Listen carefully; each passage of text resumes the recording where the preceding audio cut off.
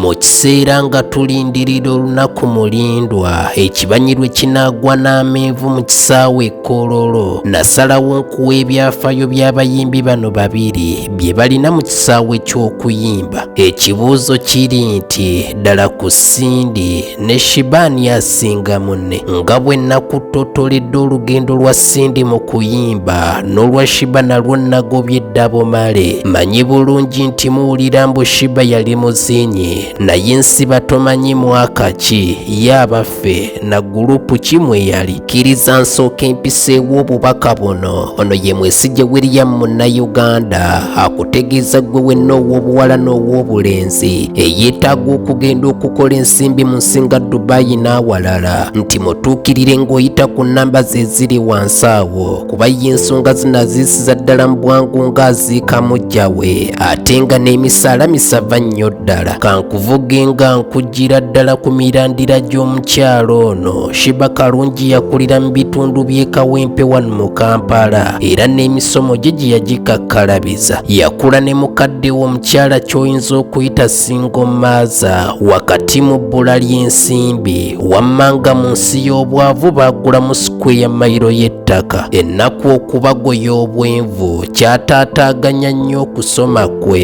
era embaawo yabala ntono ddala. Mukazi wattu we yalabanga ku TV eriiso yatunulanga nkaliriza yeetegereza amazina ge bazina mu vidiyo ez'enjawulo, era bwe yaddanga yeewaka ekyaddirira kutandika kwegeza mu mazina g'aba yalabye ku ZTV. Addiŋŋana amawulu amala n'agaggyako omukkuto. Sheebah naye yatuukira ddala n'akuguka mu kuzina, olwo atandise n'okunoonya abaateranga okuzina gye bakasibira. We yasangira gurupu y'abazinyi yayitibwanga Stingers n'agyegattako mu mwaka gwa 2004. Bwe yali mu gurupu eyo yatandika n'okuwulira nga n'okuyimba yandikusobola. Mu Stingers yamalamu ebbanga tonotono n'agyabulira, olwo ate n'agenda ne yeegatta ku gurupu y'abayimba eyayitibwanga Obsessions Music Group mu mwaka gwa 2006.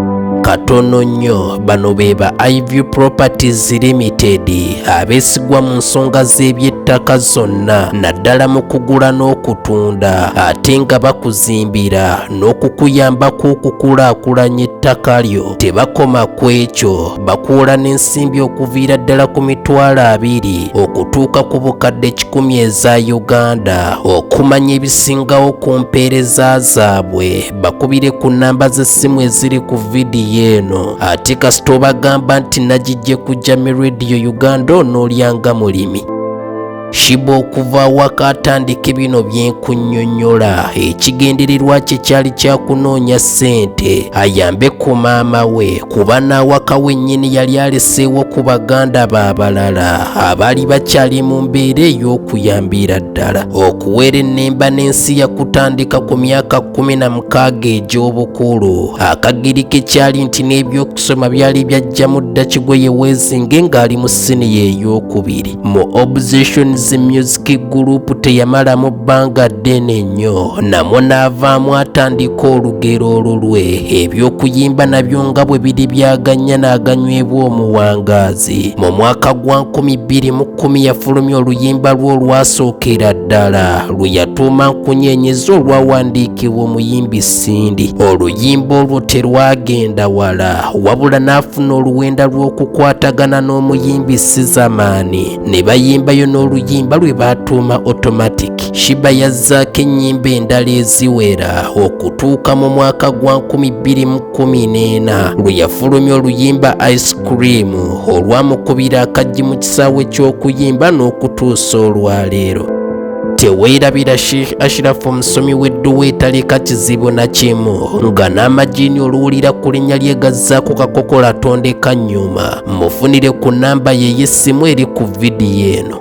Okuva mu mwaka ogwo ogwa 2014 n'okutuuka mu 2023, Sheebah tamazeeko mwaka gwonna nga talina luyimba lukwata bantu mu babiro oba kiyita okukuba hiiti. Ennyimba ze ezisinga okuba ez'akabi yazimba akyali mu kibiina TNS oba Team No Sleep ekikulemberwa omukulu Jeff Kiwa era eyakolanga maneja w'okumala ebbanga eriwera. Team No Sleep yajabulira mu Desemba w'omwaka gwa 2021 era ng'obudde bunali mu kibiina ekijja Kikama Music. Sheebah awangudde awaadi kirazisinza kukubalira kumalayo kuba buli mwaka awangula mu mitendera egy'enjawulo omuli okuyimba, okwambala, vidiyo eziba zisinze n'emitendera emirala. Jjukira nti Sheebah ye mukyalo omuyimbi wano mu Uganda asinga okuba n'abagobereza abangi ku mukutu ogwa YouTube oba kiyite ba subscribers